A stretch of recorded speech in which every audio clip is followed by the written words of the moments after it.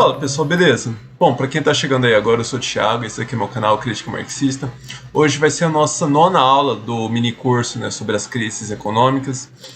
É a última aula com conteúdo novo, eu diria. Que hoje eu vou tentar matar as duas últimas escolas que ficaram faltando, o pessoal ali da Verde Critique e o pessoal da queda tendência da taxa de lucro. Embora eu vou continuar com essa discussão pelo menos na aula 10, e aí na aula 11 vai ser um grande final, que eu falei que eu vou falar da história da crise estrutural, mas hoje então é a última aula que eu vou trazer assim, um conteúdo novo, é a aula inclusive mais pesada do mini curso, é a aula que eu acho que teoricamente mais exigente, então até se vocês estiverem com tempo, valeria a pena voltar lá na aula 1 e talvez na aula 3 do mini curso, para dar uma conferida lá naquela história de composição orgânica do capital, a diferença de taxa de lucro para taxa de mais valor, que essas coisas vão aparecer aqui. Mas obviamente, você já viu essas aulas, arrisca aí, fica aí comigo, se começar a ficar ruim, volta lá e separa um tempinho para voltar lá na aula 1 e na aula 3. Antes de entrar propriamente, né, no conteúdo da aula, eu queria só dar uma sistematizada aqui. Eu ainda estou devendo aquela sistematização do Michael Roberts que eu apresentei no início acho que da aula 7. Eu vou voltar, a minha ideia é voltar naquela sistematização no início da próxima aula. Mas hoje aqui só uma sistematização em cima daquilo que eu já apresentei, né? Eu apresentei algumas escolas e a gente consegue fazer uma divisão assim bastante que simplifica, ajuda a gente a entender o que está acontecendo, né? Primeiro, para algumas escolas, a crise aparece como resultante, né, de movimentos lá na realização do valor, na distribuição do valor, da riqueza. Então a gente falou sobre a história da teoria da desproporcionalidade, aquela história da malocação de recursos, que eu falei que é muito comum entre os liberais, mas aparece também entre autores marxistas.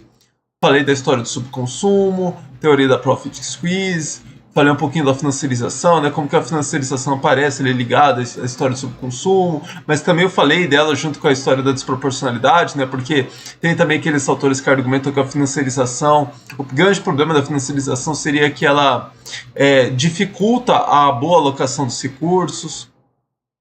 E aí tem um segundo grupo, né, dentro dessa minha divisão aqui, que vai tratar a crise como resultante ali de movimentos na esfera da produção da riqueza, na produção do valor. Então, na última aula eu falei do Robert Brenner e fiz menção à teoria da taxa decrescente de utilização do mesaros. Falei, né, que na aula 11 eu vou voltar a falar um pouco do mesaros, eu posso até retomar essa discussão. E hoje eu vou falar principalmente da crítica do valor e do grundricismo. Grundricismo é um nome que a gente utiliza aqui. Isso vai ficar até mais claro, né, ao longo desse vídeo. O autor não vai utilizar, obviamente, esse nome, mas vocês vão ver que é um nome que faz sentido, né, pelo que eles vão definir. Então, eu separo, embora eu acho que assim, a maioria das pessoas vão tratar o pessoal ali, os grundricistas, como mais alguns adeptos, né, à história da crítica do valor, da Verde Critique, né? Sempre que eu não pertenço a essa escola, né, mas eu li bastante, né, eu gosto de muitos dos autores, né, dessa escola, e sempre que você vai com a lupa, né, se aproximando, dá para ver diferenças, principalmente aqui no Brasil a gente tem autores, né, que se apropriam muito dos Grundrisse, mas não aderem à história da crítica do valor. Então eu resolvi fazer essa diferença aqui, mas já deixando claro que eu não sou um especialista, né, nesse movimento. E aí, por fim, a história da lei da tendência da taxa de lucro, que eu vou apresentar a parte mais difícil dela hoje, e aí na próxima aula, a parte mais teórica, né? E aí a próxima aula a gente vai para uma parte mais empírica, eu vou mostrar os dados, mostrar como que ela de fato apresentou essa tendência declinante. Então aqui, hoje, como é que vai ser a aula de hoje? Como eu falei, a aula vai ser bem teórica. Eu escolhi esse texto aqui do Machado, que ele vai se defender, então, essa primeira versão da teoria da crise do Marx, que é a que eu estou chamando de grundricismo, que isso vai aparecer na sequência. E eu achei esse texto aqui muito bom, porque ele é um artigo, então vocês conseguem baixar até se vocês quiserem ler. A referência fica um texto só, e é um texto muito didático. Eu tenho algumas críticas a esse texto, mas se aparecer alguma coisa que eu até pontuo, mas é um texto muito didático, muito legal para conhecer essas diferenças entre o que seria, então, esse grundricismo e a história da queda tendencial da taxa de lucro. Então eu recomendo bastante esse texto aqui, mesmo tendo algumas discordâncias com o autor.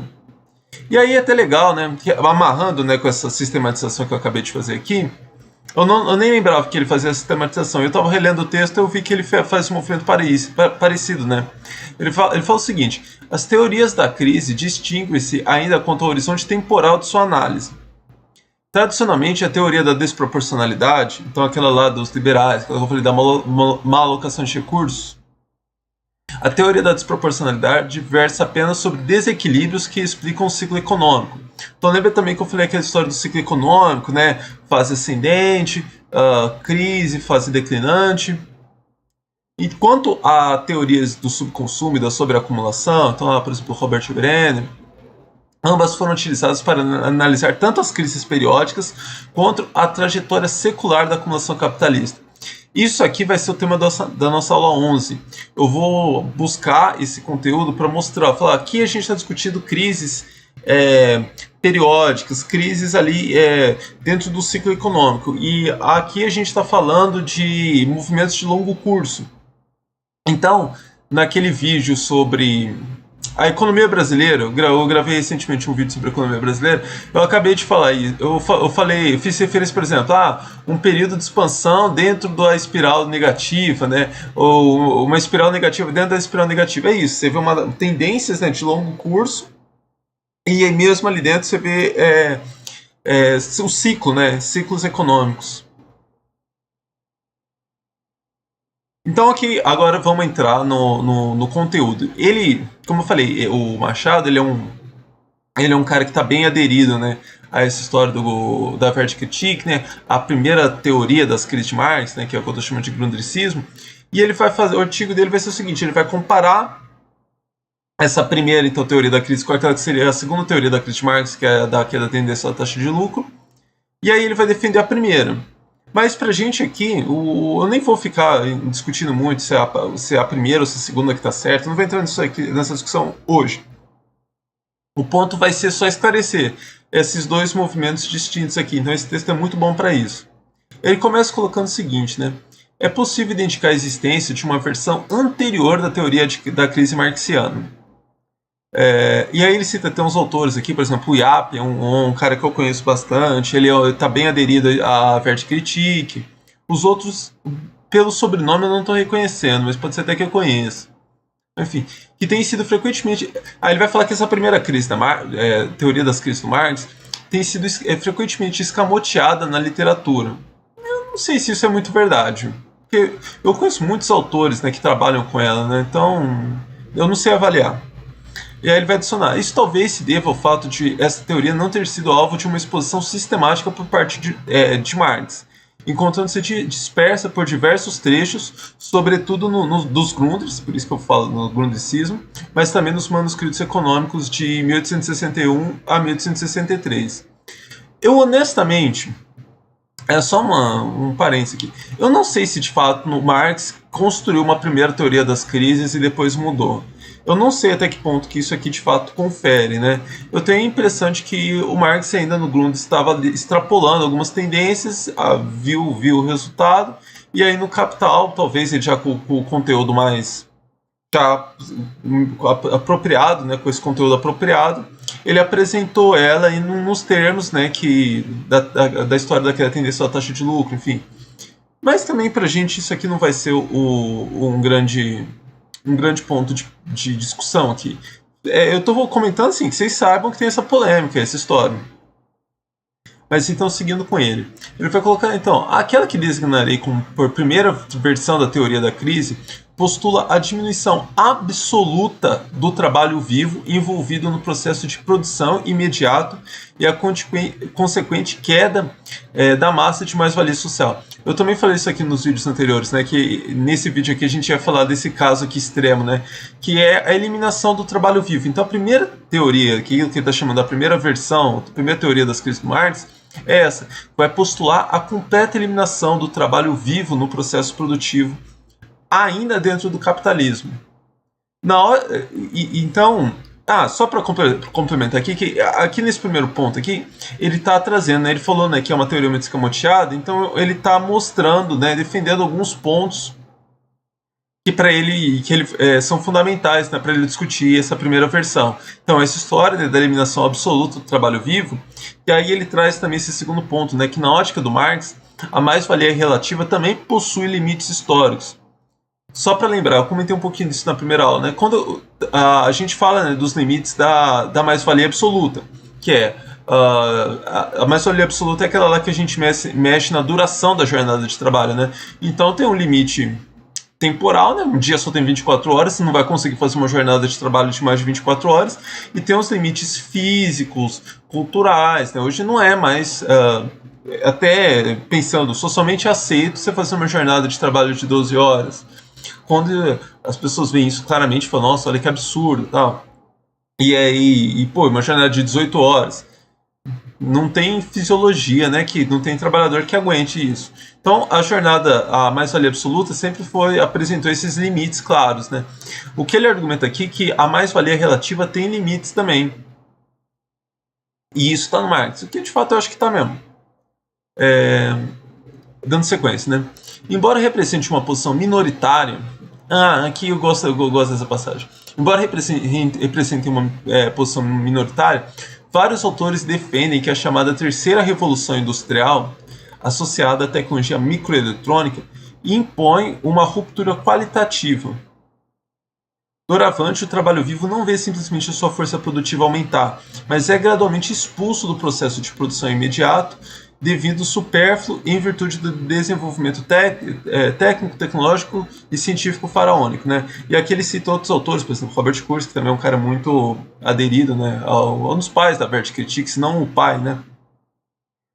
Mas é interessante essa discussão aqui, né? Porque, por exemplo, aqui ele ainda está falando da terceira revolução industrial, e hoje a gente está falando de quarta revolução industrial, e a gente ainda está discutindo essas tendências aqui. Então, de fato, essas tendências existem. A terceira revolução industrial, de fato, o que ele está chamando de terceira revolução industrial, né? Quando a gente olha ali nos anos 70 para os anos 80 na indústria automobilística, antes disso em outros setores, né? Há, de fato, uma grande expulsão e força de trabalho, né, do processo produtivo. Agora, amarrar isso com uma eliminação absoluta dentro do capitalismo, eu acho um negócio assim que gera algum estranhamento por questões que eu posso até comentar em outros vídeos, né? Mas o ponto aqui que eu acho interessante é ver que ele está falando isso da terceira revolução industrial. Hoje, a gente vai encontrar autores falando isso da quarta revolução industrial, né? Então vejo que é um problema, né? É uma história que vem se repetindo, né? E nunca atingindo esse ponto. O que não quer dizer que ela não está atingindo outros pontos. A gente vai ver isso lá na parte da lei da tendência da taxa de lucro. Vai dando sequência, né? Visto que o trabalho é a única fonte de mais-valia, é exatamente essa questão aqui que eu discuti lá no vídeo anterior, né, que aí eu chamei o pessoal para esse vídeo aqui.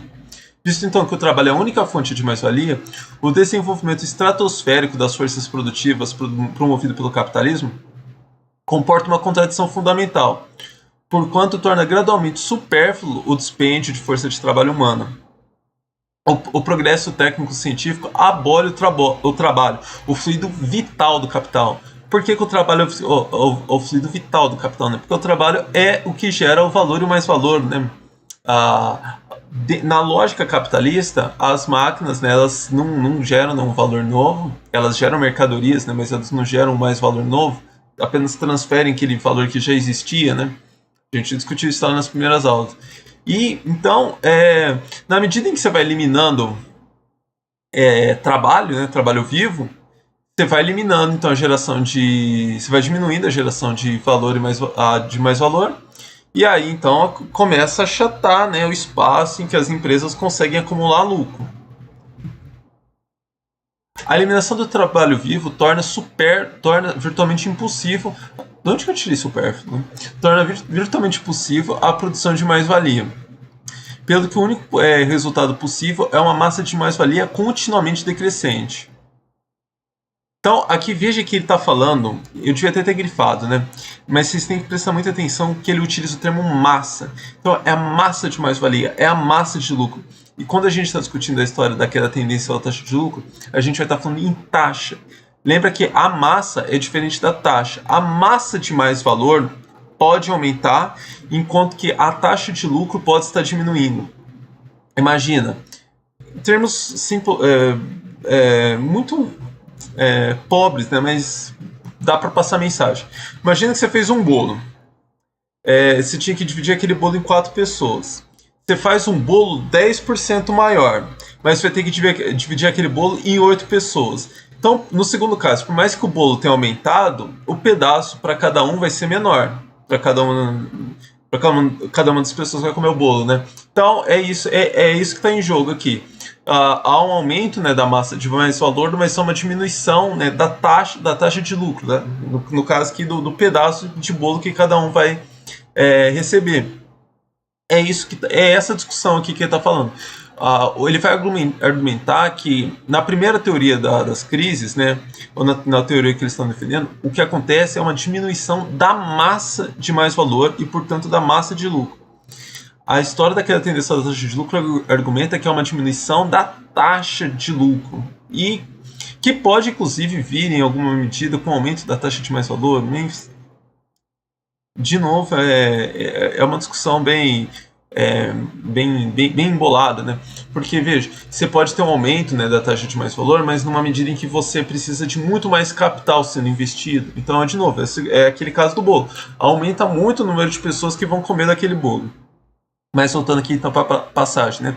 Neste contexto, o colapso do capitalismo deve ocorrer com a força inevitável de uma lei natural. Então, com isso aqui eu concordo absolutamente. Se a gente chegar a um ponto em que não tem mais trabalho vivo no processo produtivo, o capitalismo acaba. Mas acho que o ponto o capitalismo acabaria antes de chegar a esse ponto, porque antes disso a gente estaria vivendo uma situação absolutamente disruptiva com a lógica do capital. Não quer dizer que necessariamente a gente avançaria para uma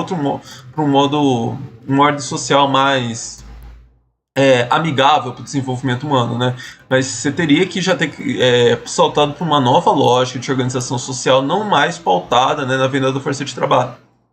Então, o que eu argumento aqui é que a gente está, eu acho, vou mostrar uns dados, que eu acho que a gente ainda está muito distante disso, né?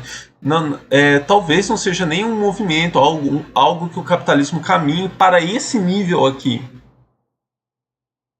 Veja, então, o que eu estou querendo apontar aqui, né? Que aqui ele está fazendo uma discussão teórica, bastante diferente do Brenner, é bastante diferente daquilo que a gente vai fazer na próxima aula, que vai ser uma discussão mais empírica, mais em cima daquilo que já aconteceu, daquilo que está acontecendo. Aqui, eles buscam, né, algumas tendências que o Marx traz, principalmente lá nos Grundrisse, e trazem aquilo para a realidade, né? Então há uma questão entre movimentos, né, que a gente faz meramente intelectivos, né? Não, e se acontecer tal coisa? E se acontecer tal coisa, né? E aí a gente pensa, né, quais seriam os resultados do se acontecer tal coisa, de discutir aquilo que de fato está acontecendo e aquilo que já está acontecendo em resposta aos acontecimentos. Mas então, vamos caminhando aqui para fechar o vídeo de hoje. Eu vou responder, trazer algumas questões, né, que vão ser até importantes para a gente pensar depois daquela tendência da taxa de lucro, né? Se o fundamento, né, do lucro na dinâmica capitalista é o trabalho vivo, né? Por que os capitalistas aumentam a composição orgânica do capital? Aumentar a composição orgânica, lembre, é aumentar a relação de substituir trabalho humano por máquina, trabalho vivo por máquina. Então por quê? Por que os capitalistas fazem isso, né? Aqui ele coloca o seguinte: o funcionamento da concorrência intersetorial, então os capitalistas ali intersetorial, mas intersetorial também. Os capitalistas ali que estão no mesmo mercado, né, tem que disputam, né, para vender a mercadoria mais barata, para colocar a mercadoria mais barata, né, lá na prateleira do supermercado e tal. Então, significa que os capitais mais eficientes, ou seja, os capitais com custo de produção inferiores à média setorial, oferirão sobre lucro temporário, enquanto as suas técnicas de produção favoráveis não se disseminarem pelos outros concorrentes. Na prática, há uma transferência intrasetorial de mais-valia dos capitais menos eficientes para os capitais mais produtivos. Então, o que ele está explicando, né? O capitalista que se torna mais eficiente, então que consegue empregar mais tecnologia, né, fica mais eficiente, ele vai roubando, né, se apropriando de mais valor que é gerado em outras fábricas. dando sequência ainda, né, a essa discussão, em suma, são as empresas com maquinaria mais desenvolvida aquelas com a maior composição orgânica do capital que triunfam na concorrência capitalista, apesar de serem aquelas que menos contribuem, paradoxalmente, para a massa de mais-valia social. Então veja, as empresas que têm uma maior taxa de lucro podem ser as empresas que geram menos mais valor, né? Isso é bastante frequente até. E aí a gente chega então na tendência declinante da taxa de lucro.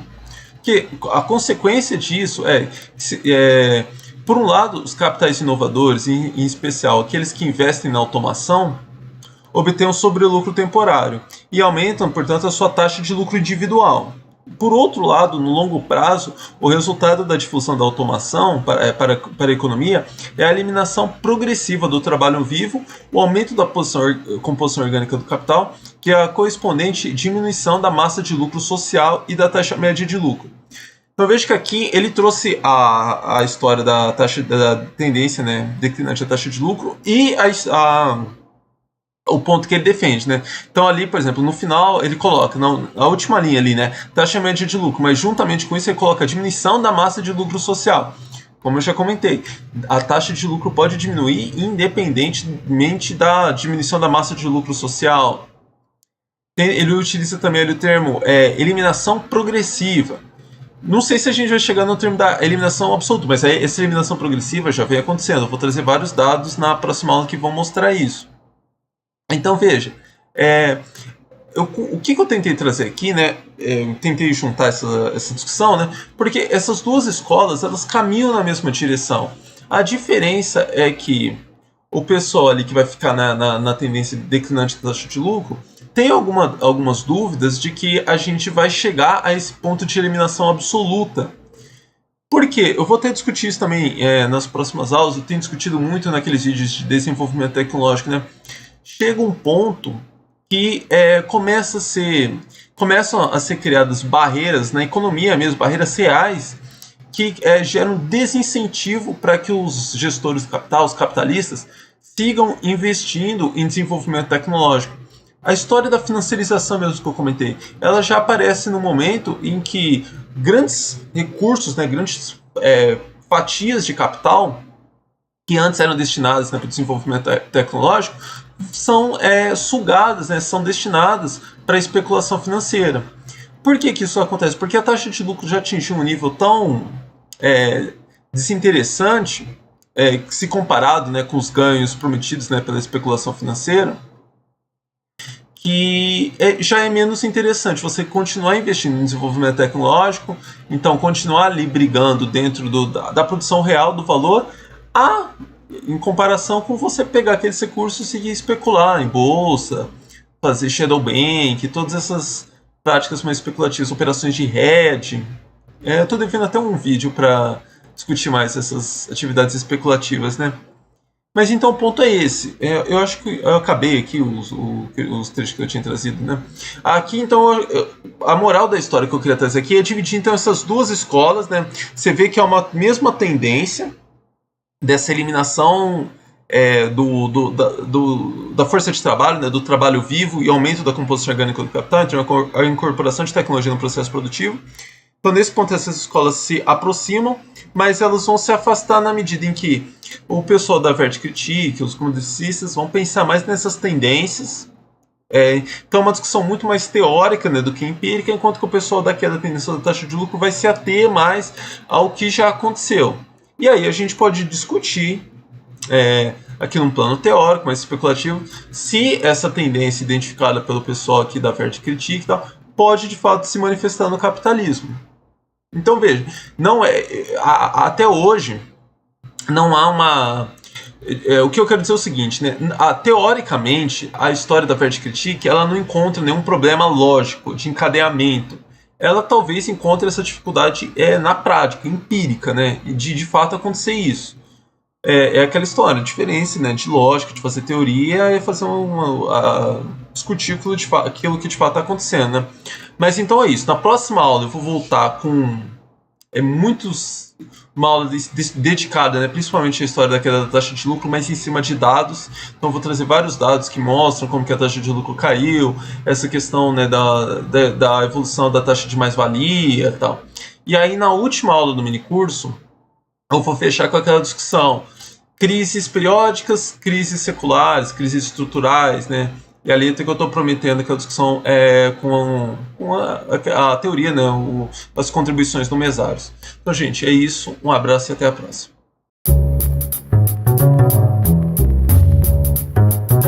Fala pessoal, beleza? Bom, porque para quem tá chegando aí agora, eu sou o Thiago, esse aqui é o meu canal Crítica Marxista, e esse aqui é o nosso minicurso sobre as crises econômicas.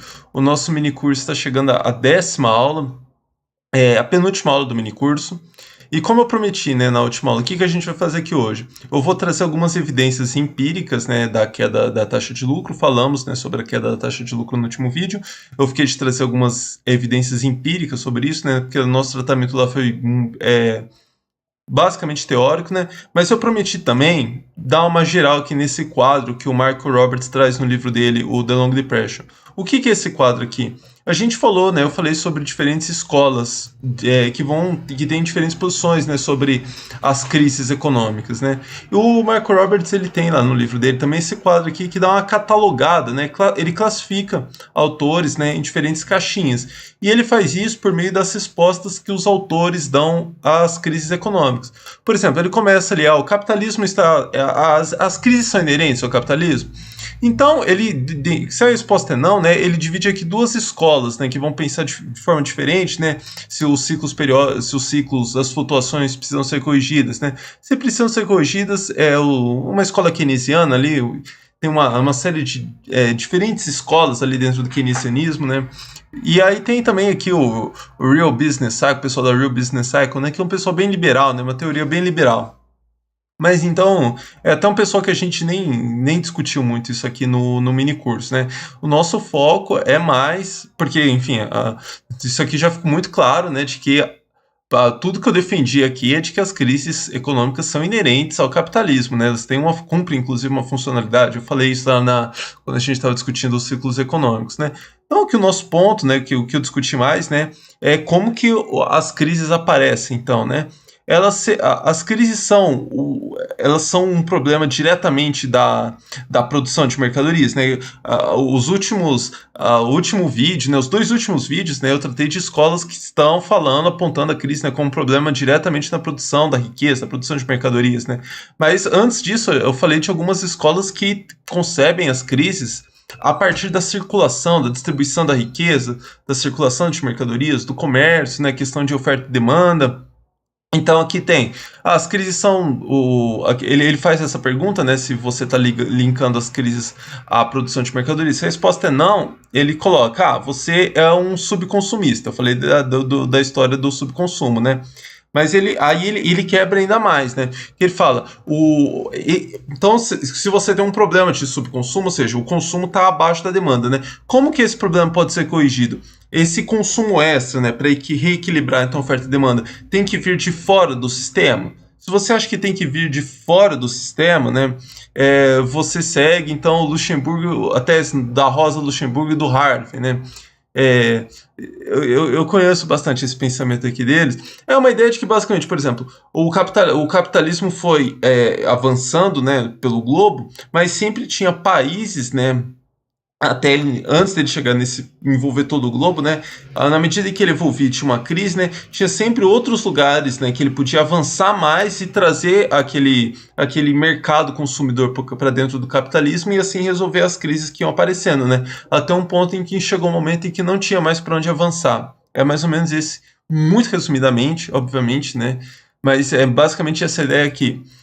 Mas se a resposta é não, esse extra consumo ele vem de dentro do sistema, né?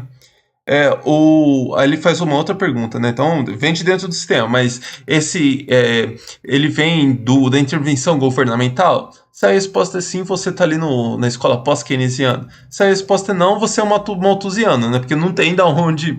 É aquela história lá a população cresce em PG e os alimentos crescem em PA, né? Ou inverso, enfim. Mas aí você sai do marxismo, né? Porque você cai numa visão fatalista. Bom, aí tem a outra questão aqui, né? Então, aqui, beleza, a gente falou, né, de quando o problema está na circulação, na distribuição da riqueza. Agora vamos voltar aqui para a produção, as escolas que concebem o problema ali na produção da riqueza, né? As crises, elas estão são problemas ali da distribuição, né, então dos salários, né, lucro, salários. Eu, inclusive, quando eu discuti isso, eu coloquei isso aqui também como um problema na circulação, né, não na produção, mas enfim, aqui é uma questão completamente lateral para a gente. Então, o problema das crises estão ali na distribuição, lucros, salário, nessa distribuição da riqueza. Se a resposta sim, ele abre outra pergunta, né? As crises, elas são... Ah, não. Se a resposta é... As crises são mais do que problemas ali da distribuição da riqueza? Se você acha que não, se a crise é um problema na distribuição da riqueza, você está ali na teoria da Profit Squeeze. Eu falei da teoria da Profit Squeeze também aqui no minicurso. Então, mas não, mas a nossa posição, inclusive, aqui é de que as crises são mais do que isso. E aí ele faz essa pergunta final aqui. As crises, elas são problemas, né, no processo de acumulação de capital? Se não, tem tudo a ver com alocação de recursos escassos e mudança climática, né? Se sim, a gente cai na lei da queda tendencial da taxa de lucro. Aqui, então, o que eu tentei dar uma resumida aqui, né? Esse quadro aqui ele é até bem chatinho, né? De sim, não é o máximo da didática, né? Mas também tentou resumir aqui o que foram 4 aulas aqui do minicurso, né? Então, ajuda eu trouxe ele aqui para ajudar a gente a lembrar essas coisas, dar uma sistematizada, né? Depois vocês veem esse quadro aqui com calma, né? Mas, por exemplo, aqui eu mostrei que quando, por exemplo, essas crises são integrais, né, o processo de acumulação, eu mostrei 2 escolas, né? Essa pessoal que é da tendência da taxa de lucro, mas eu falei também ali do pessoal da Wertkritik, da crítica do valor, do Grundrissismo. Então tem mais coisas do que tem trazido aqui, embora ele tenha trazido também coisas que eu não trouxe antes no minicurso, né? Mostrando como tem muita coisa aí, né? É uma discussão aqui gigantesca essa história, né? Pensar as crises econômicas. Bom, então vamos agora para a segunda parte da aula, né? Eu vou trazer aqui alguns dados, bem menos do que eu queria. Infelizmente eu precisei formatar os 2 computadores que eu trabalho, né? E eu não perdi esses dados, mas eu perdi algumas fontes. Então, assim, eu normalmente eu tenho arquivos, né, em que eu vou classificando dados, tabelas, e ali tinham as fontes, né? Eu perdi esses arquivos, então eu tenho só... Aliás, eu perdi as fontes, né? Eu tenho só esses arquivos, então eu tenho que investigar exatamente de onde que eu tirei esses dados, né? Eu tenho como rastrear isso, mas eu vou precisar de um tempinho maior. Mas trouxe bastante coisa aqui, vai dar pra gente ver legal. Evidências, né, de como que a taxa de lucro está caindo. Então, eu vou começar aqui primeiro. Aquele gráfico clássico, quem acompanha o canal já viu esse gráfico aqui infinitas vezes, né? Taxa de lucro está caindo. Então, é um dado que é um levantamento, né, do Maito, né, do sistema Maito, que ele aparece nesse livro do Roberts, do The Long Depression, né, que é um levantamento da taxa de lucro, né, nos países centrais, então os países que estavam no capitalismo já em 1855 e até 2009. Né, então a gente vê aqui como que é uma queda abissal da taxa de lucro. Isso aqui não é novidade para quem acompanha o canal, né? Esse gráfico aqui já apareceu muitas vezes. Mas tá, então o nosso argumento, né, de que a taxa de lucro cai por causa do aumento da composição orgânica do capital, né, que significa que os capitais estão ficando mais produtivos, né? Então vamos ver aqui esse segundo, como é que a produtividade do trabalho versus a quantidade de trabalhadores por meio de produção, né? Aqui é de um período já mais restrito, né, de 1947 a 2007. Esse aqui já é um gráfico do Guilherme Carquede. Vou trazer muita coisa dele. Ele tem um texto só muito bom do Carquede. Também já indiquei esse texto aqui no canal e bastante lá na página do Facebook. Então aqui a gente vê esse em preto, né, sem estar churado, né, o aumento da produtividade, um aumento absurdo da produtividade, e eu tenho muitos dados para mostrar esse aumento da produtividade, né. Vou trazer isso, algumas coisas já na próxima aula, né. Em outros eu faço vídeos posteriormente aqui no canal trazendo isso, principalmente quando a gente for discutir mais desenvolvimento tecnológico, né. E ali embaixo, né, a gente vê a queda da quantidade de trabalhadores por meio de produção, né? Então, isso aqui é uma medida direta, né, da composição orgânica do capital, né, mas inverso, né? Composição orgânica do capital, o capital constante está no numerador, né? Aqui, os trabalhadores estão no numerador. Eu até comentei isso no último vídeo, né? Tem que ficar esperto, né? Porque tem muita gente que inverte essa fórmula, né? A moral da história, o que tem que pegar a moral da história? A moral da história é que tem cada vez menos trabalhadores no processo produtivo. Proporcionalmente, né? Densidade. Isso aqui, esse gráfico aqui pra gente é muito bom também. É a densidade, né? Quantidade de trabalhadores, de robôs industriais por 1.000 trabalhadores, né? Isso aqui é um texto é um levantamento que o professor Yosemir fez. Eu também estou deixando todas essas referências, elas estão nesses slides e eu vou deixar na descrição do vídeo. Aí, se vocês quiserem, porque tem mais dados nesse texto aqui do Yosemir, né? Outros levantamentos. Mas veja aqui, em 1974, vamos pegar só os dados do Japão aqui, que tem até alguns aqui que eu estou na frente, né? Ali em 1984, a densidade, então a quantidade de robôs por 1.000 trabalhadores, né, era de 0,083. Então não tinha nem um robô, né, por 1.000 trabalhadores. Olha aqui a situação em 1985, né, já tinha 7,53 robôs em média, né, por 1.000 trabalhadores. E veja, 1985.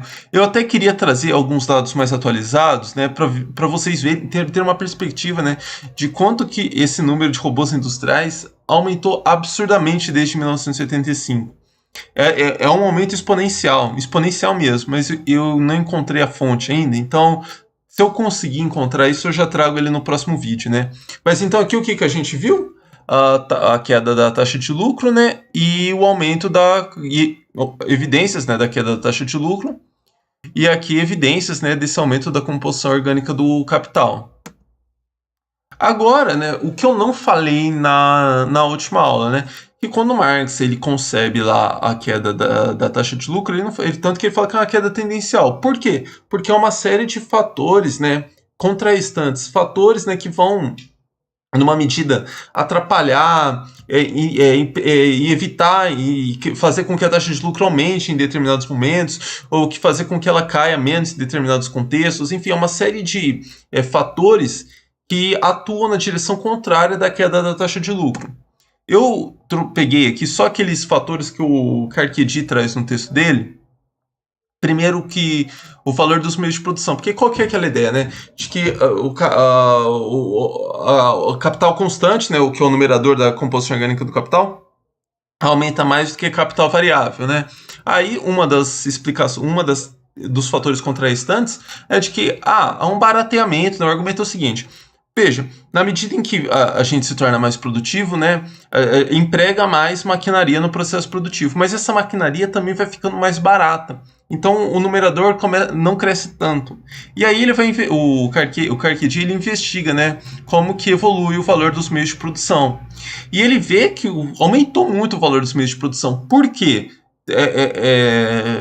Eles não ficaram mais produtivos? Não. O que ele aponta é justamente que você incorpora cada vez mais maquinaria no processo produtivo, mesmo que a unidade de maquinaria, né, fique mais barata, como você engloba muito mais maquinaria, né, são sistemas de máquinas, são conjuntos de máquinas, né, e aí no todo isso fica mais caro, obviamente, né.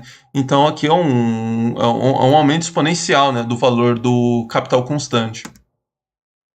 E aí, aqueles dados, né, que muito mais visíveis para a gente, né, se aumenta a exploração, então se diminui salário e, portanto, é até aqui que a gente entra lá naqueles fatores da profit squeeze, né, no inverso, né, do subconsumo, na verdade, né, se aumenta a exploração e você diminui salários, né? Então, com isso, você aumenta a lucratividade. O pessoal da Profit Squeeze argumenta o oposto, né? Quando você aumenta salários, você esmaga a lucratividade.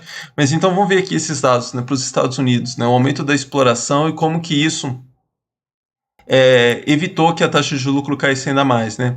Aqui nesse primeiro gráfico, a gente vê como que a taxa de exploração, né, ela acompanha muito de perto a taxa média de lucro, né? Porque está diretamente ligada, né, à história do mais valor, né? Então, Não dá para pensar aquela história, né, de que a taxa de lucro é uma forma, o lastro dela é o mais valor, né? Então aqui se aumenta a exploração, se aumenta a taxa de lucro. Isso aqui não tem segredo nenhum aqui. O que a gente começa só a notar aqui, que é curioso, nesse primeiro gráfico, eu vou mostrar um outro, né? De que a partir aqui de 1983, né, começa a haver um distanciamento maior, né? Aqui era quase que uma linha só, né? Você vê que tá quase que acompanha muito de perto, né? Olha aqui, já nos anos 2000, né? Como que a taxa de exploração pode aumentar muito mais e a taxa de média de lucro cresce, né? Mas cresce menos, né? Por quê? O que explica isso aqui? Porque a quantidade de trabalhadores no processo produtivo, né, na produção de mercadorias, é cada vez menor. Então, por mais que você explore mais os indivíduos, né, a quantidade individualizada, no agregado esse número é menor, né? Então o impacto é muito menor. Mas é engraçado, né, que com outro dado aqui que ele traz, é de como que seria o aumento da taxa de o aumento, né, da a evolução da taxa de lucro, né, se a taxa de exploração se tivesse mantido constante, né, se não tivesse tido um movimento de aumentar a exploração do trabalho de 1947 a 2010.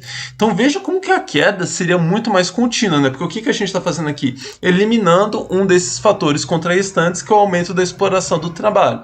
Veja como se a gente tira essa causa contrastante, como que essa queda é muito mais contínua.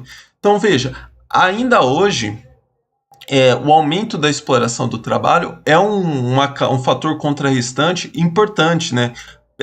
É um elemento central ali, impedindo que a taxa de lucro caia ainda mais. Principalmente, isso aqui é o que eu vou até anotar aqui para trazer na próxima aula, né? Para trazer outros dados, né? É algo central para a gente pensar o que acontece na economia brasileira, né, o que acontece na periferia, nesses países em que ficam, né, com os processos produtivos com processos produtivos mais defasados em questão de tecnologia, né, estão mais intensos em trabalho. Veja que, então, nesses países, né, esse é onde acontece de fato, pode acontecer de fato o aumento da exploração, né, onde que ela vai ter de fato efeitos práticos, né? Porque você aumentar a exploração numa fábrica em que tem 3 trabalhadores, veja que para o agregado isso não representa nada. Mas você tem um aumento da exploração do trabalho em fábricas ali que tem 3 mil trabalhadores, 30 mil trabalhadores, é muito mais efetivo, né, pro agregado da economia. Então veja que isso aqui é um problema que aflige diretamente economias da periferia do capitalismo, né, que ficam com essas atividades mais defasadas em questão de tecnologia. E, bom, os dados que eu queria trazer para hoje é isso. Então aqui eu fecho essa análise das escolas. Fecho aqui essa análise do pessoal também a história da queda da taxa de lucro, né, que como vocês puderam ver, né, que é a teoria, né, a escola com que eu mais me identifico. O que eu vou fazer, então, na última aula, né? Eu prometi isso. Eu vou falar um pouquinho desse período de 1970 até 2020, mas esse em contornos bem gerais ainda, né? Porque como eu até falei, né, tem uma enquete aqui no canal já para decidir o novo mini curso do canal, né? Então vocês, inclusive vocês ainda não votaram, vai lá na seção comunidade, que tem essa enquete lá. Mas o que eu vou fazer aqui então? Eu vou focar principalmente esse período, né, que é o período que o Mesaros fala numa crise estrutural, né, a partir de 1970. E eu vou discutir o que a gente pode dizer que é estrutural, se a crise estrutural é o melhor termo, não é o melhor termo. Como que a gente pode pensar, então, esse cenário econômico mais contemporâneo, ali de 1970 até 2020? Basicamente, o que eu vou fazer? Eu vou recuperar tudo que a gente discutiu no minicurso, né? Mas até agora a gente discutiu catalogando em escolas, né? Agora eu vou trazer para a prática, né? Como que a gente vê o que está acontecendo aqui nesses últimos 50 anos. Então, gente, é isso. Um abraço e até lá.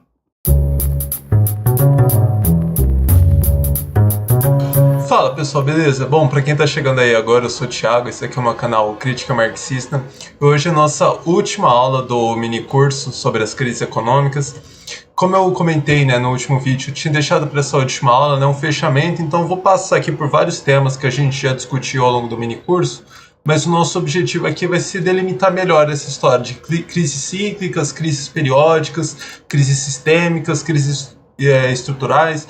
Tem muita gente que usa isso aqui como sinônimos, tem muita gente que usa com significados diferentes. Eu vou passar um pouquinho, né, vou falar um pouquinho o sentido que as pessoas normalmente dão para esses termos, dizer até qual termo eu acho melhor, mais preciso, e comentar um pouquinho, né, a pertinência disso aí para a gente discutir a situação contemporânea. Então vou começar direto aqui já, né, com essa história de crises cíclicas e crises periódicas. Ao longo do minicurso, né, eu usei os dois termos e sempre como sinônimos, né? Por quê? Porque esses termos, né, eles acabam marcando aquela fase de ajuste do ciclo econômico, né? Então sempre que eu falei do ciclo econômico, eu falei, tem uma das fases do ciclo econômico que é a crise, que é esse momento de ajuste, aquele momento em que um movimento de equilíbrio entre a oferta e a demanda, entre a produção e a demanda, né, pelas mercadorias. Então é um movimento completamente funcional dentro da ordem capitalista. A crise, então a crise cíclica, a crise periódica, ela é absolutamente necessária, né, para a reprodução, né, para que o capitalismo continue se reproduzindo. Quem quiser, né, lembrar um pouquinho mais disso aqui, né, eu falei bastante sobre isso lá nas aulas 4 e 5 do minicurso. Agora, aqui, o que eu vou adicionar aqui é que por que eu prefiro o termo crises cíclicas ao invés de crises periódicas? Durante muito tempo, né, vários economistas buscaram, né, encontrar a periodicidade das crises. Então tinha uma ideia de ciclos decenais, então que as crises aconteciam de 10 em 10 anos. Antes disso estavam tentando delimitar em 7 em 7, enfim, tem várias tentativas nesses sentidos. Tem algumas tentativas mais longas, mensurando a partir do ciclo, né, de troca, de reprodução, né, da maquinaria, aquele momento em que a substituição, né, massiva, né, da maquinaria, enfim, tem várias tentativas nesse sentido, e eu não encontrei até hoje nada absolutamente que você olha e fala, não, isso aqui é realmente útil, né, não, em 50 anos tem uma crise.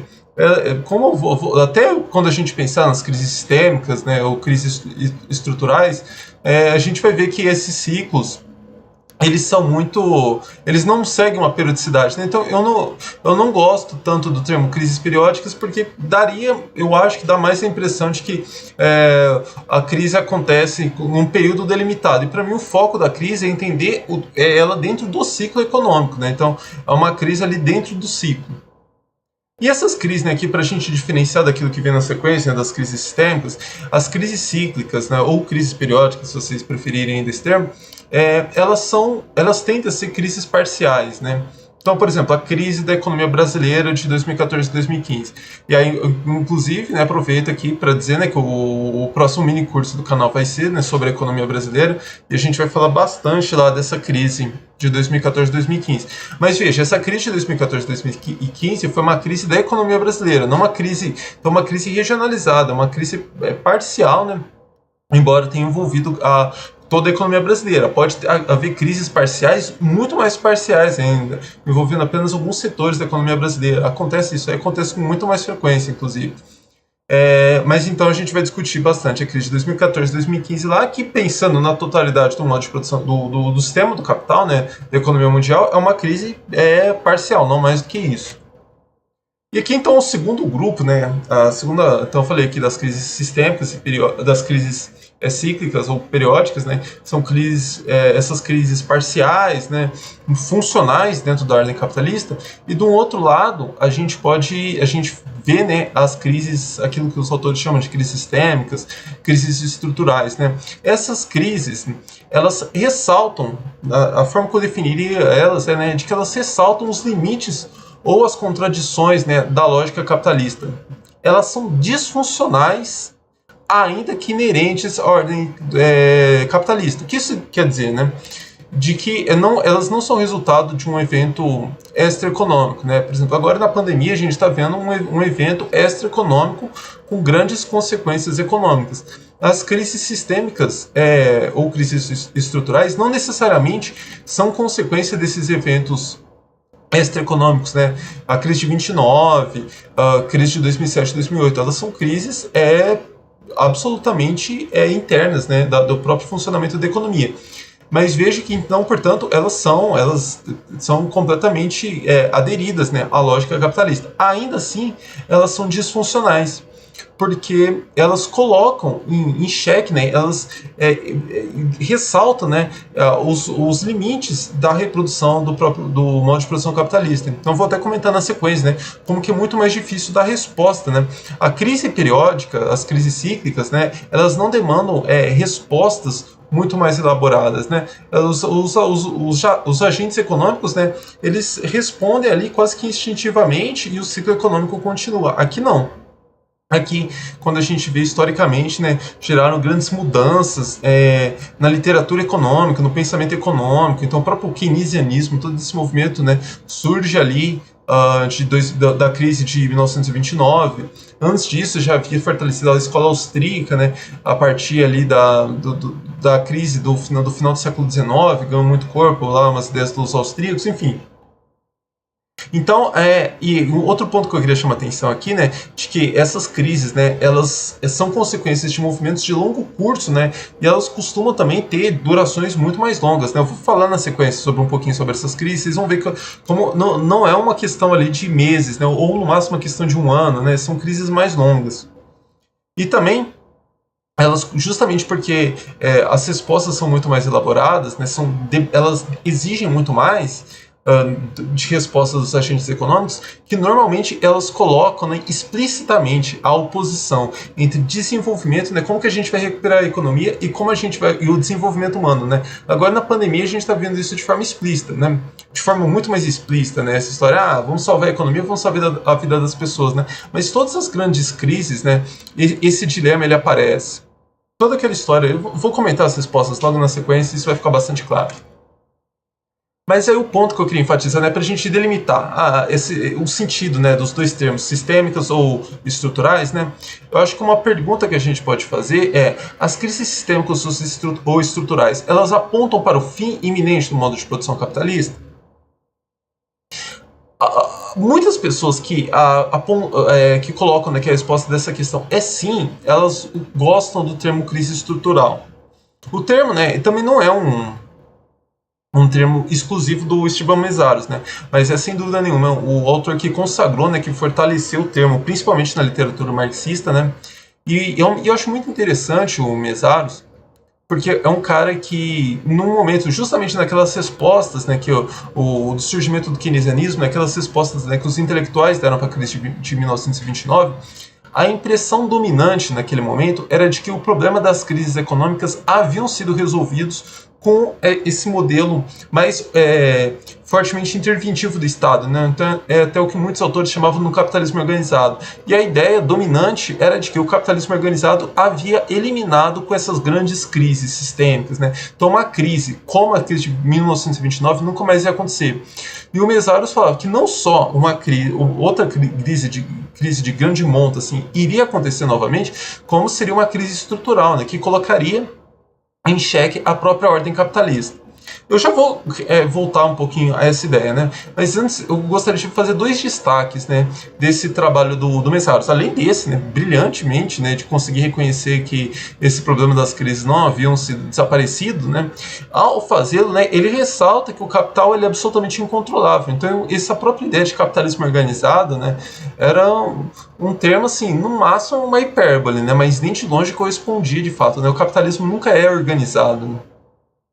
E um ponto também, a gente poderia fazer vários destaques no Mesaros, né? Mas um ponto que eu acho bastante interessante, né, quando ele destaca o papel do complexo bélico-militar, ou vários outros setores, né? Mas o complexo bélico-militar é o que ganha mais destaque, né? Que tem essa funcionalidade também e de como uma resposta a todos os problemas, né, que a gente pontuou ali na última aula, né, da tendência da taxa de lucro, né, problema de superprodução, mas eu vou inclusive enfatizar esses problemas logo na sequência, né, mas eu acho ele bastante interessante, né, como ele identifica como que o complexo bélico-militar ele ganha uma funcionalidade nesse sentido, né. Há discussões se de fato essa aparente funcionalidade dele, do complexo bélico-militar, ela se de fato materializa, né? Porque é um setor que não gera mais valor, tal. Então, a discussão é bem elaborada, mas e todo esse então esse aumento do orçamento bélico-militar tem muito a ver com todos esses problemas da ordem econômica. Eu acho muito interessante a forma como o Mesaros capta isso. Mas há algumas controvérsias, né? Alguns pontos que eu acho mais delicados ali nessa ideia de crise estrutural, né? O primeiro delas, né, no trabalho do Mesaros, não fica muito claro o que é o fator decisivo, né, para a geração dessa crise estrutural, né? Ele aponta, né, vários elementos que eu acho que são muito mais consequências dessa causa de fato, né? E que evidenciam essa crise estrutural, né? Mas eu acho que em nenhum momento ele chega e fala, ó, o problema decisivo é o aumento da composição orgânica do capital, gerando a queda da tendência da taxa de lucro, né? Que é o termo que eu coloco. Então isso não aparece explicitamente no Mesaros, né? Eu acho que o que vai aparecer mais de forma mais incisiva é a história da taxa decrescente de utilização, mas ainda assim é uma consequência e não a causa. Pelo menos da forma com que eu entendo. Eu acho que um outro ponto, né, dúbio, né, é a história de que essa crise estrutural é uma crise derradeira. Em alguns momentos parece que sim, em outros momentos parece que não. Mas, em geral, né, o pessoal, o uso do termo crise estrutural, né, denota, né, uma crise muito mais severa, né, porque é uma crise que coloca em xeque a própria ordem capitalista. Ainda que no Mesaros esse ponto não fique explicitamente claro, né, há alguma oscilação ali nos textos dele, né. Bom, e a história, né? O que tem por trás do termo crise sistêmica? É um termo muito mais popular, né, na literatura econômica, aparece entre autores de diversos campos. Então, assim, ó, no mainstream você vai escutar essa história de crise sistêmica. Eu comentei no início da última aula, né, aquele gráfico, aquele quadro do Michael Roberts, né, falando, apontando as várias histórias, as escolas da economia, né. Então tem várias escolas keynesianas ali que estavam inseridas nessa história de crise sistêmica e tal. Então não é uma exclusividade do campo marxista. Mas geralmente, né, o termo crise sistêmica também é para denotar, né, uma crise muito mais destrutiva, né, que demanda respostas muito mais incisivas, contundentes, respostas diferentes daquilo que estava sendo feito, né. Então, até para a gente pensar, né, quais são as grandes crises sistêmicas identificadas pela literatura econômica, né? Aquelas que todos os autores a maioria dos autores vão olhar e falar, não, isso aí é uma crise sistêmica. Então é uma crise do século final uma crise no final do século XIX, que, para vocês terem uma ideia, né, tem muitos autores que falam que é uma crise de 1873 a 1896. Então é uma crise de 23 anos. Foi uma crise extremamente severa, né? Como ela é mais remota no tempo, né? O pessoal não se liga tanto a ela, né? Mas olha a duração dessa crise, né? Começa lá nos Estados Unidos e vai contagiando outros países, né? Então, há autores até que falam, em 1879 os Estados Unidos já tinham saído da crise, né? Mas aí outros países continuaram sofrendo com as consequências da crise, né? A crise de 1929, né, a mais famosa de todas, e uma outra crise sistêmica é a crise de 2007 e 2008 que a gente está discutindo ainda, né? Essa história, né, de os rumos do pensamento econômico, né? Isso aí é algo que tem em jogo ainda. Não dá para, por exemplo, divorciar todo esse movimento que deu em torno da moderna teoria monetária daquilo que aconteceu na crise de 2007 e 2008, ou toda essa crítica à financiarização, ao rentismo, né? Como isso é essa crítica anterior, né? Mas como ela ganhou, né, um corpo depois de 2007 e 2008. E um outro termo, né, que aparece bastante, um termo que apareceu bastante entre os autores, né, que eu menciono aqui no mini curso, né, principalmente é um termo que é cunhado, né, um termo que o Michael Roberts usa muito, né, para descrever essa história recente, né, é o termo da longa depressão. Então a longa depressão é algo que começa ali nos anos 70, que curiosamente também é um momento em que o Mesaros aponta como início da crise estrutural. Então em nenhum momento quando eu aponto aqueles limites, né, aqueles movimentos mais dúbios, né, em nenhum momento eu acho que o Mesaros estava delirando, né, quando ele via algo de diferente ali nos anos 70, né. É uma discussão mais se a melhor forma, né, da gente descrever esse fenômeno, de identificar, né, as causas desse fenômeno e aquilo que é possível fazer com ele, né. Ele colocou o capitalismo contra um limite insuperável. São essas questões que ficam, né? Mas, de fato, é incontestável que ali nos anos 70 há um movimento diferente, né? E o Michael Roberts vai utilizar o termo longa depressão, né? A gente viu no início, o primeiro gráfico que a gente viu na última aula, né? Aquele gráfico do Maito, né? Mas que o Michael Roberts utiliza bastante. mostrando, né, como que nos anos 70 a taxa de lucro atinge aquele menor, aquela baixa histórica, e lá permaneceu, né, oscilando, mas em torno daquele menor nível histórico. Então, aqui o que eu fiz, né? Até vocês forem ver aqui, eu deixei aqui algumas causas e consequências desse movimento, né? Eu deixei algumas coisas em laranja e outras em vermelho. Eu tentei deixar em laranja aqueles termos, né, aquilo que o Michael Roberts mais utiliza para estudar. E mais há outras questões ali que eu acho que estão completamente ligadas a isso, embora estejam aparecendo outros autores, eu coloquei em vermelho ali só para quem gosta de saber, não, o que é de cada autor. Então, o que está em laranja ali são termos, né, que aparecem bastante lá no livro do Michael Roberts, né, chamado inclusive da Long Depression, e ali em vermelho elementos, né, que eu trouxe do pensamento de outros autores. Então, o Michael Roberts vai relacionar essa longa depressão com o aumento da composição orgânica do capital, ou seja, derrubando a taxa de lucro, né, como eu falei no último vídeo, a elevada concentração e centralização de capital. Aí o Andrew Kleiman vai tirar disso aquela história das empresas too big to fail, que é uma expressão que correu muito ali entre os analistas econômicos em 2007 e 2008 para justificar a intervenção dos gestores políticos norte-americanos, resgatando os bancos, resgatando a GM. Então, a ideia era essa, que aquelas empresas ficaram tão grandes que, se você deixa elas quebrarem, elas poderiam levar junto toda a estrutura do capitalismo, né? Elas poderiam levar o capitalismo para o inferno juntas. E um outro termo, né, que aparece ali, até quem utiliza mais esse termo é um outro autor, esqueci o nome dele, o Shunara, Joseph Shunara, que trabalha muito com o Michael Roberts. Então, eu deixei ali em laranja, né, porque é um termo que está ali muito próximo àqueles autores. Nossa, deu um branco aqui absurdo. O Shunara é um autor que eu cito bastante aqui ao longo do minicurso, é um autor que eu leio bastante. Aí a história da taxa decrescente de utilização, né, que é o que o Mesaros enfatiza bastante, e eu acho que tem tudo a ver com essa história de superprodução e com a história do jogo de soma zero, né, tanto que eu até mencionei um pouquinho naquele vídeo, na aula sobre o Robert Brenner, e o jogo de soma zero que eu coloquei ali, inclusive um termo do Robert Brenner, isso está na aula 8 do minicurso, acho que é a aula 8 do minicurso. Esqueci de colocar aqui na frente entre parênteses. E tudo isso ligado, né, a essa baixa histórica da taxa de lucro. Então, eu acho que assim, tem esses vários termos, né, com esses sentidos, né, com esses problemas. Aqui eu não tenho a preferência por um termo que eu acho melhor que os outros. Como eu tenho lá, como prefiro crises cíclicas a crises periódicas. Mas eu acho que isso fecha, né, aquele grande problema que a gente enfrenta hoje. Mas antes de encerrar o minicurso, né, eu acho que seria interessante pelo menos pontuar aí as principais propostas, né, que o pessoal está trazendo para contornar esse quadro, né?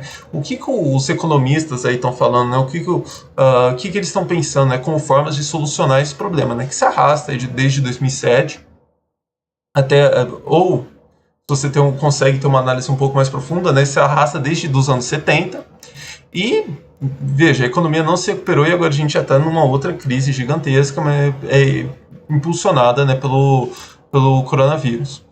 Então, quais são as grandes soluções? Né? O que o pessoal tem discutido, né? Essa história, não, o novo paradigma, né, que está surgindo, dessa disputa entre ideias, né? Então, primeiro deles, né, que não é nem de longe uma ideia nova, mas essa ideia de que a austeridade é arrojo salarial, com austeridade diminui gastos públicos, diminui a necessidade, né, de financiamento do setor público, então diminui a necessidade de aumentar a carga tributária, né? Então você diminui os custos empresariais, diminuindo impostos, né? E aí se alivia a história da queda da taxa de lucro. Outra forma também é diminuindo custos trabalhistas, você diminui os custos, as despesas, né, com salários das empresas. Então essa é uma primeira resposta. Uma segunda resposta é aquela ideia de incentivar o consumo.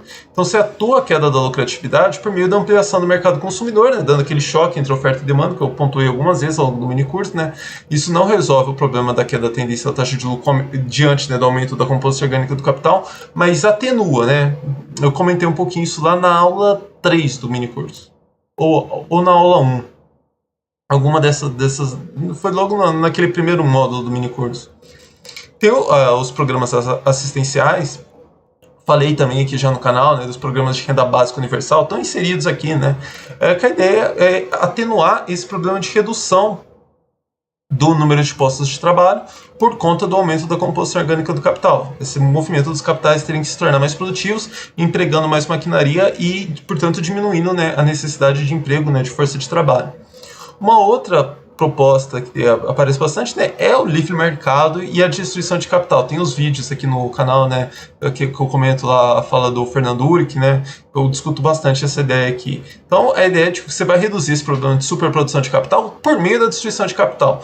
Acumulou muito capital, destrói capital, até por meio de destruição física, e depois dá sequência a esse problema. E, embora o Fernando Uric não defenda a destruição física, né, eu comentei isso lá, né, que ele fica indignado com a ação, né, do governo do Getúlio Vargas, lá queimando café e tal.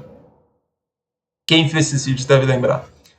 Então, outra proposta é a ideia de ampliação de investimento público, né, que nem nada é do que requentar lá as ideias de respondendo à crise de 1929, né? E a ideia é que com isso você gera empregos, né? E ainda gera incentivos, né, para que o setor privado também gere novos postos de trabalho, né?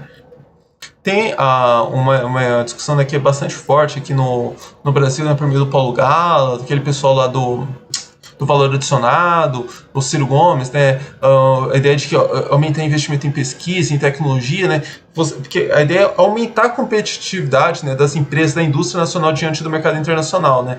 Então você não vai resolver o problema da economia geral, nenhum deles vai, né, mas você aumenta a competitividade da economia brasileira, então mesmo com essa taxa declinante de lucro, né, você consegue ampliar a lucratividade da economia brasileira às custas da economia dos outros países, né. Quem lembra da aula sobre o Robert Brenner, lembra que isso é aquela história do jogo de soma zero.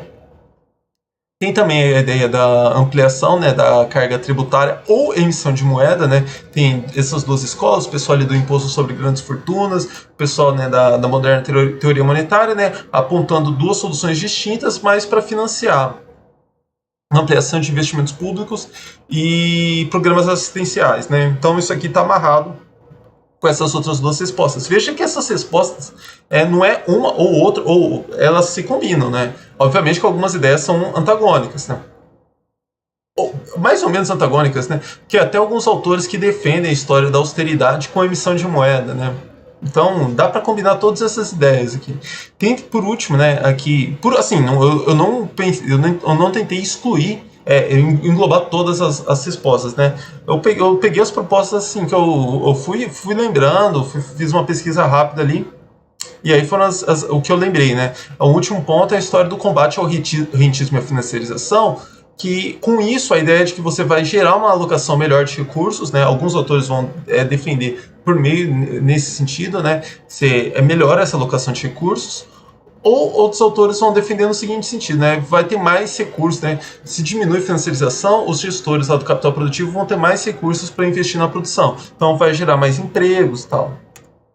Bom, então para encerrar, essas propostas podem funcionar?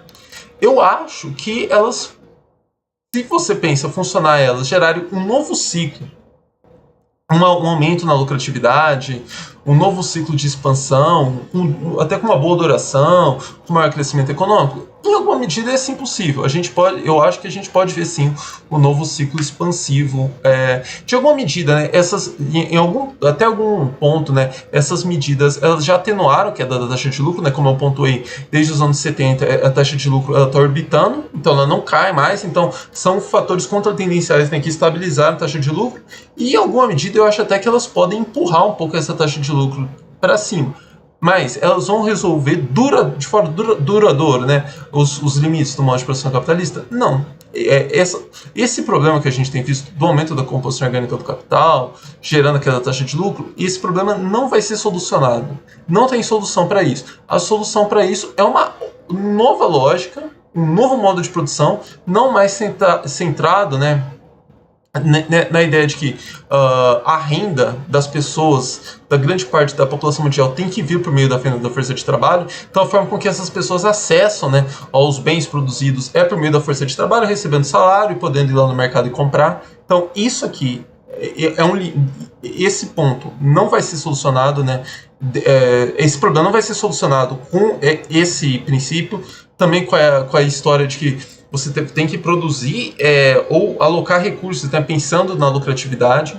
isso aqui também. Esse problema já tem gerado problemas, questões disfuncionais, né, como toda a história da financiarização, que a gente comentou aqui no curso.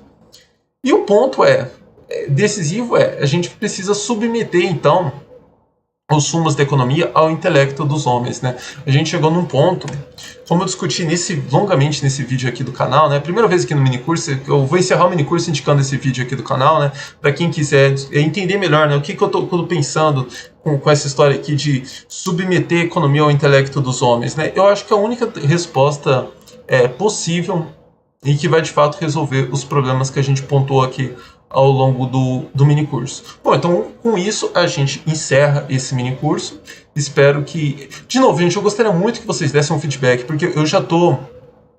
Como eu falei, né, eu tô até aqui na casa dos meus pais, eu tô de férias em outubro, e eu já tô adiantando, tô fazendo algumas leituras aqui já pro mini curso lá da economia brasileira. Então é uma oportunidade, né, muito boa para que vocês me dêem um feedback, né, de como foi esse mini curso, coisas, né, que eu posso melhorar pro próximo mini curso, melhor organização. Então eu gostaria muito de escutar isso, e eu gostaria muito, né, obviamente, de contar, né, com todo mundo que acompanhou aqui esse mini curso, que acompanhe aqui o nosso próximo mini curso sobre a economia brasileira. A economia brasileira, por mais que eu vou fazer um resgate histórico, né, vou lançar aquela aula 0, né, apresentando o mini curso, mas aqui adiantando em primeira mão, vai ter uma primeira aula ali falando um pouco, né, da economia, do histórico da economia brasileira, mas a gente vai focar mais na economia brasileira dos anos 2000 em diante, né. Então, aliás, antes de eu fugir aqui, e inclusive me perder, aqui eu coloquei um pouco da bibliografia que eu utilizei, né, para essa última aula, e essa última bibliografia aqui eu vou deixar aqui na descrição do vídeo. Então, aqui eu deixei só aqui a principal obra, né, dos autores que eu citei, só acho que o Andrew Kleiman, o Michael Roberts, que eu citei mais de um livro. Lá na aula 0 do minicurso, eu coloquei uma referência bibliográfica muito mais parruda que essa. Aqui eu coloquei uma resumida, assim, obras que eu acho fundamentais, principalmente, né, que eu utilizei para formatar essa última aula. Eu acabei não disponibilizando as últimas slides do minicurso, né, porque tem aquele slide que, acessando o meu drive, algumas pessoas me alertaram que isso aí poderia... Eu tive alguns problemas de tentarem hackear minha conta e tal, algumas pessoas me alertaram com relação a essa ideia de eu ficar compartilhando o meu drive, enfim... Pode ser que eu volte, depois eu compartilhe de novo esses slides aqui com vocês por meio de outros meios. Bom, gente, é isso. Então, quem tiver paciência de dar um feedback sobre esse mini curso, vai ser muito útil já para eu programar um mini curso sobre a economia brasileira. Então, um abraço e até lá.